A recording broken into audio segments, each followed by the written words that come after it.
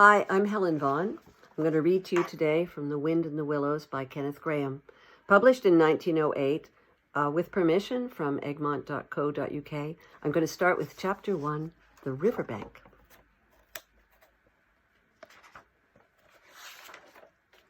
The mole had been working very hard all the morning, spring cleaning his little house, first with brooms, then with dusters, then on ladders and steps and chairs, with a brush and a pail of whitewash, till he had dust in his throat and eyes, and splashes of whitewash all over his black fur, and an aching back and weary arms.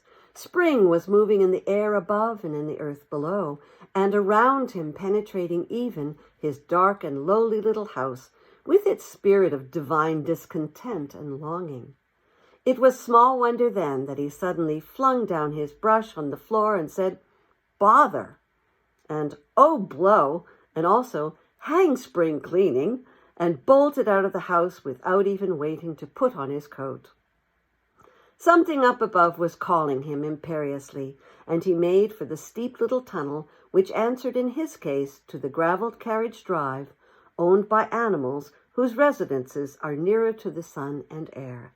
So he scraped and scratched and scrabbled and scrooged, and then he scrooged again and scrabbled and scratched and scraped, working busily with his little paws and muttering to himself, up we go, till at last, pop! His snout came out into the sunlight, and he found himself rolling in the warm grass of a great meadow. "This is fine," he said to himself. "This is better than whitewashing."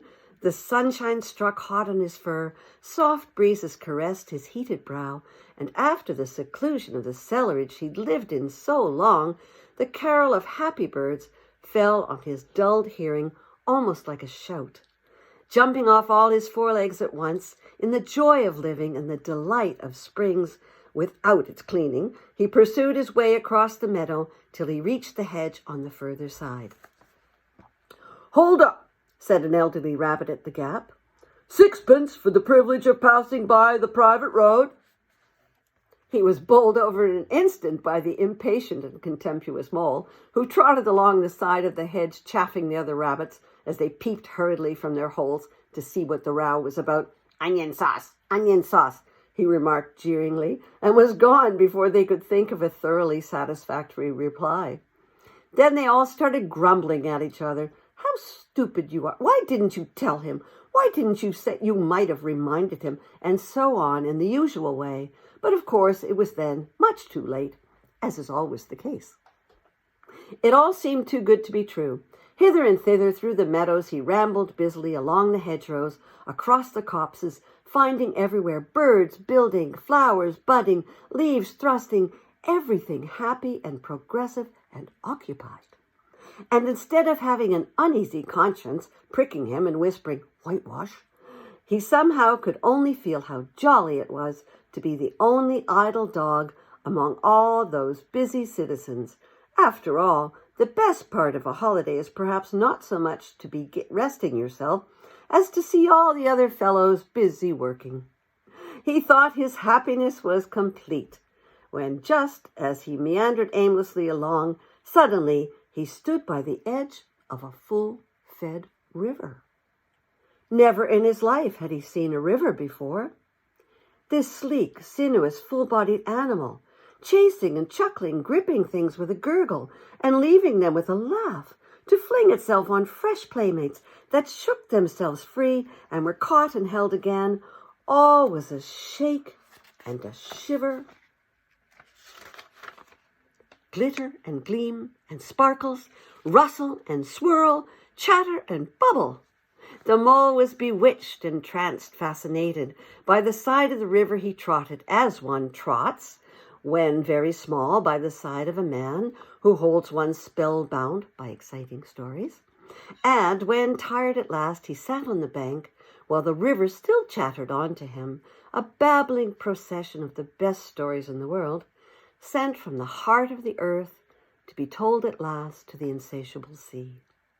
As he sat on the grass and looked across the river, a dark hole in the bank opposite, just above the water's edge, caught his eye, and dreamily he fell to considering what a nice snug dwelling place it would make. for an animal with few wants and fond of a bijou riverside residence above flood level and remote from noise and dust. As he gazed, something bright and small seemed to twinkle down in the heart of it, vanished, then twinkled once more like a tiny star. But it could hardly be a star in such an unlikely situation. It was too glittering and small for a glowworm. Then as he looked, it winked at him, and so declared itself to be even an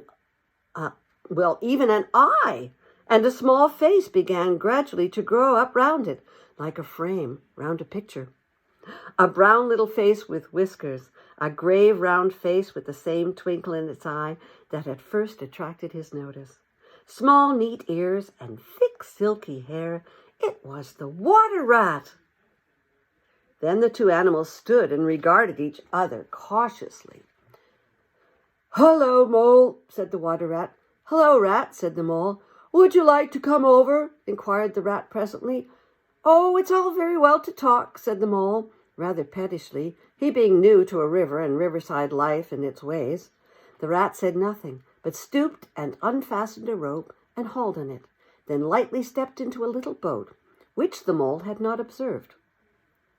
It was painted blue outside and white within, and was just the size for two animals, and the Mole's whole heart went out to it at once, even though he did not yet fully understand its uses. The rat sculled smartly across and made fast. Then he held up his forepaw as the Mole stepped gingerly down. "Lean on that," he said. "Now then, step lively," and the Mole, to his surprise and rapture, found himself actually seated in the stern of a real boat. "This has been a wonderful day," said he, as the rat shoved off and took to the sculls again. "Do you know, I've never been in a boat before in all my life." "What?" cried the rat, open-mouthed. "Never been? What have you been doing then?" "Is it so nice as all that?" asked the Mole shyly, though he was quite prepared to believe it, as he leant back in his seat and surveyed the cushions, the oars, the rowlocks, and all the fascinating fittings, and felt the boat sway lightly under him. "Nice, it's the only thing," said the water rat solemnly, as he leant forward for his stroke. "Believe me, my young friend, there's nothing, absolutely nothing, half so much worth doing as simply messing about in boats." "Simply messing," he went on dreamily, "messing about in boats, messing." "Look ahead, Rat," cried the Mole suddenly. It was too late. The boat struck the bank full tilt. The dreamer, the joyous oarsman, lay on his back at the bottom of the boat, his heels in the air. "About in boats, or with boats," the rat went on composedly, picking himself up with a pleasant laugh. "In or out of 'em, it doesn't matter. Nothing really seems to matter. That's the charm of it.